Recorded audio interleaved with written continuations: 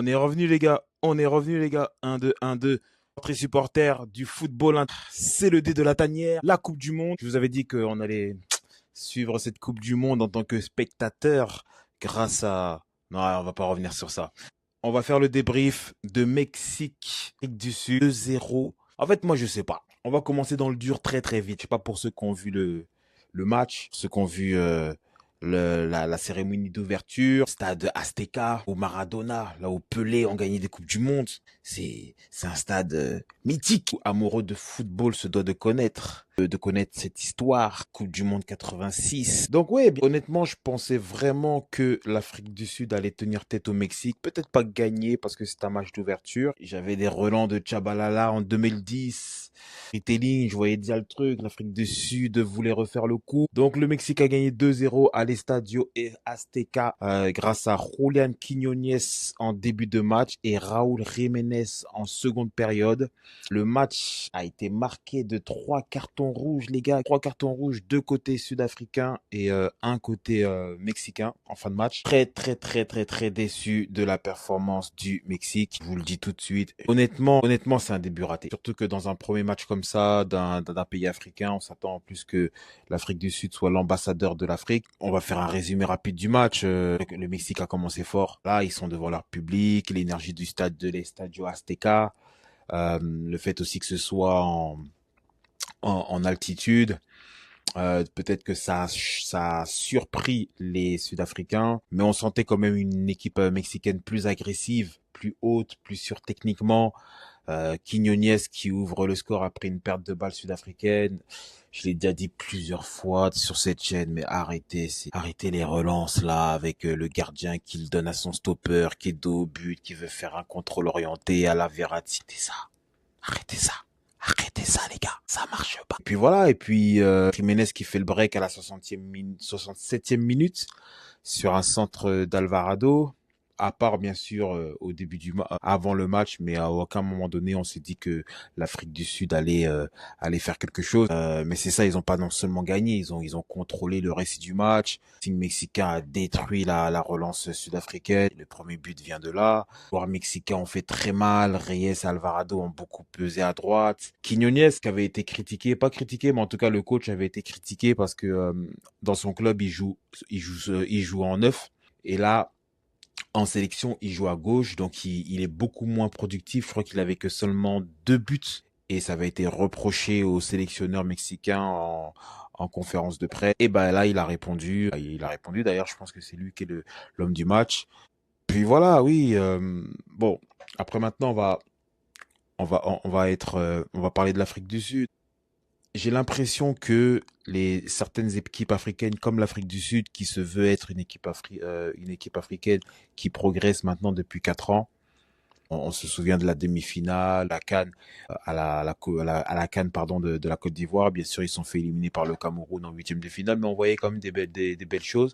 Je pense que le fait de ne pas se qualifier souvent en Coupe du Monde, ça joue beaucoup contre certaines, en tout cas dans l'amélioration de certaines équipes africaines. Aujourd'hui, moi, j'ai vu une équipe sud-africaine qui n'était pas prête. Elle était juste pas prête. Des erreurs un peu de débutants, l'indiscipline aussi qui a tué tout espoir. Après le rouge de Sitole, pardon, qui prend aussi un rouge. Et en fait, j'ai l'impression que il n'y avait pas ce truc de se dire, bon, ok les gars, on a un rouge, maintenant peut-être qu'on va essayer de gérer, on va essayer de faire attention, on va peut-être, même au 2-0, pendant le 2-0, t'as pas l'impression qu'ils se disent, les gars, mieux vaut qu'on reste au 2-0, parce que si on se prend un 3-0 pour le goal à virage, c'est compliqué, parce que on va être honnête.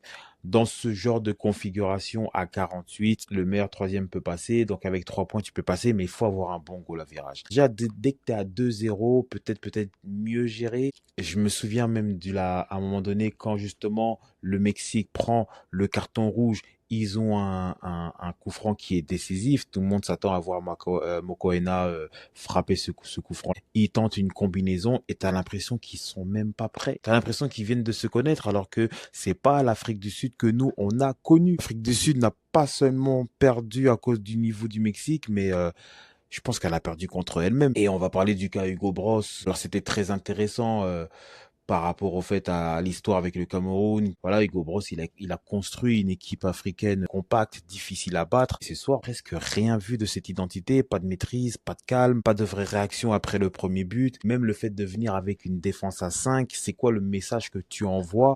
Est-ce que c'est Bross qui s'est trompé dans son approche ou est-ce que c'est ces joueurs qui ont tout simplement craqué sous la pression d'un match d'ouverture? Bon, une fois le match, le Mexique joue à domicile dans un stade mythique devant leur public. Et à ce niveau-là, je pense que l'Afrique du Sud aurait pu montrer beaucoup plus de personnalité. Bon voilà, donc maintenant le Mexique prend 3 points très importants.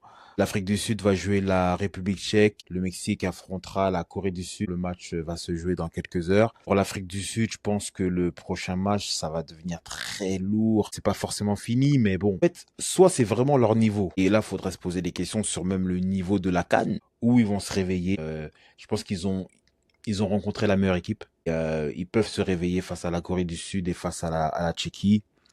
Conclusion, les gars, le Mexique, ils ont quand même envoyé un message à domicile. Je pense qu'il faudra compter sur eux. C'est un match d'ouverture, les gars, mais c'était un match maîtrisé. Pour l'Afrique du Sud, en revanche, c'est une énorme déception. On attendait une équipe joueuse, courageuse, capable. En fait, moi, je pensais qu'ils allaient venir un peu sans complexe. Parce que c'est bon, t'es l'Afrique du Sud, ça fait depuis 2010 que t'as pas joué la Coupe du Monde.